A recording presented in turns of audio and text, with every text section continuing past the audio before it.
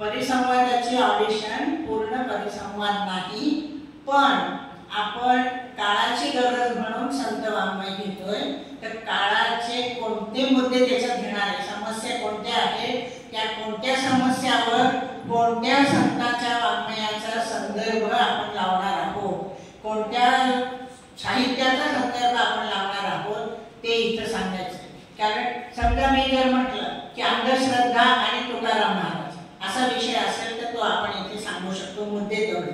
कारण आपण जर तसा विषय नाही सांगितला तर त्यातले कोणतेही आध्यात्मिक किंवा अजून कोणतेही मुद्दे येऊ शकतात, तसं होऊ नये। आणि परिसंवाद म्हणजे वक्तृत्व स्पर्धा नाही, हे एकदा स्पष्ट करा की मी इथं आले आणि एका संताची पूर्ण चरित्र आणि माहिती किंवा अभंग साहित्य सांगितलं आणि संपलं।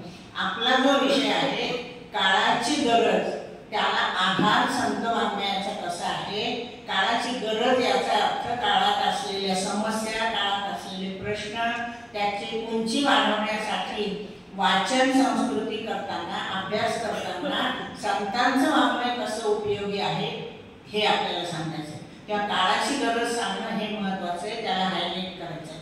आणि आपण तो विषय चांगला झालाय प्रथमही हे मी याच्यासाठी म्हणते की एक चरित्र संतांचं नाव घेतलं आणि त्यांचं चरित्र आपण इथं पूर्ण सांगितलं असं अपेक्षित नाही।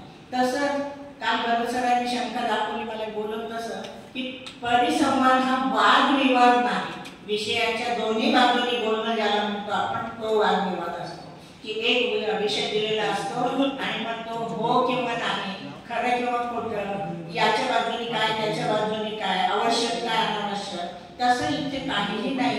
काळाची गरज आहे, पण कोणत्या संदर्भात, कोणी कोणत्या संदर्भात वापरेल की आता अत्याचार होत असतील, नैतिकता असेल, संस्कार असतील, राजकारण असेल, रामदासांचं काव्य ज्यांनी अभ्यासलंय त्यांना त्याचा राजकारणाशी कसा संदर्भ जोडता येतो हेही सांगता येईल। तेव्हा आपण कोणते मुद्दे काळाचे घेणार आहोत तेवढे मुद्दे लिहून आपण या ठिकाणी सांगायचे आहेत, पूर्ण भाषण सांगायचं नाही, पूर्णच नाही, त्याची गरजही नाही। आणि जसे नावं आहेत तसे आपण 5 ते 7 मिनिट, कारण त्याला 2 तास दिलेत ना, सगळं 1.5 तास, त्यामुळे 7 मिनिट प्रत्येकाला मिळतील, वेळ लागल्यावर संपेल आणि सविस्तर लिहून आणा।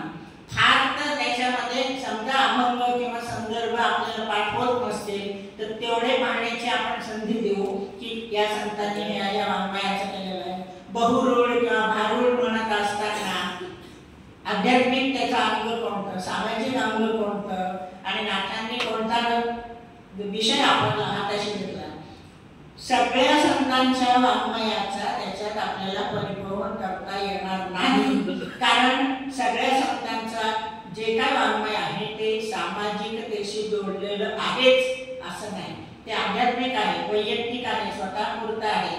संत कामपात्राचे अभंग म्हटले तर स्वतःच्या जीवाचा उद्धार एवढाच विषय त्याच्यामध्ये आहे। पण स्त्री वाङ्मय असा जो त्याला जर आपण वेगळी कलाटणी दिली, स्त्रियांनी केलेलं लिहिलेलं वाङ्मय, त्यांनी टाकलेली भर आणि आता त्याची होत असलेली वाटचाल, किंवा जनाबाईंनी लिहिलेलं वाङ्मय, आपली परिस्थिती, आपल्याला मिळालेलं मार्गदर्शन आणि समाजाचा त्याचा उपयोग, त्याच्या